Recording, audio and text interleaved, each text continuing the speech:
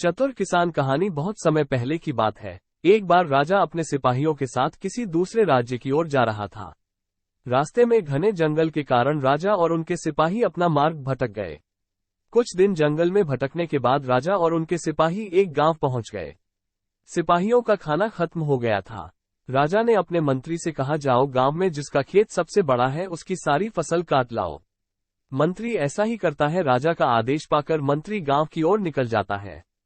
खेतों के आसपास मंत्री को कोई नहीं दिखता। इधर उधर भटकने पर एक किसान मंत्री को मिल जाता है।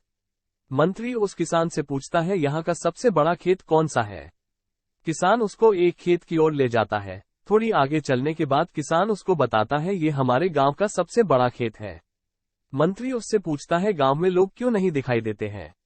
चतुर किसान की कहानी। किसान बोलता है, पास में ही हमारे कुलदेवता का एक मंदिर है जहां प्रतिवर्ष पूजा होती है। सारा गांव वही गया है।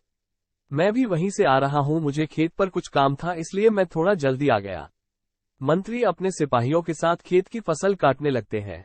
ये देखकर किसान मंत्री से बोलता है, आखिर आप लोग क्या कर रहे हो? सिपाही बोलता है, हमको सबसे बड़े खेत की फसल काटने का आदेश मिला है। किसान बोलता है, मुझे क्षमा कीजिए, मुझसे गलती हो गई। इससे भी बड़ा एक खेत है हमारे गांव में। मंत्री और सिपाही किसान के साथ उसके पीछे पीछे चल देते हैं। बहुत आगे जाने के बाद एक खेत दिखाई देता है जिसकी फसल इतनी अच्छी नहीं होती और ना ही इतना बड़ा खेत होता है जहां से चलकर आए थे। मंत्री गुस्से में किसान से बोलता है, ये तो उससे छोटा खेत है न, इसकी इतनी अच्छी है, तुम बेकार ही हमें यहाँ ले आए हो। किसान बोलता है, मालिक रहम कीजिए, बड़ी मेहनत से फसल होती है, अगर आप ऐसे ही फसल काट लेंगे तो खेत का मालिक और उसके बच्चे क्या खाएंगे?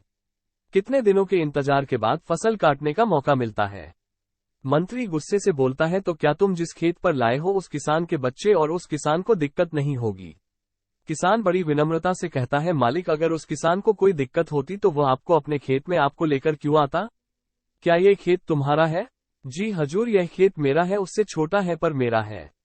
आप इसकी सारी फसल काट लीजिए, मुझे कोई आपत्ति नहीं है, पर जिस खेत पर मैं आपको ले गया था वह मेरा खेत नहीं था।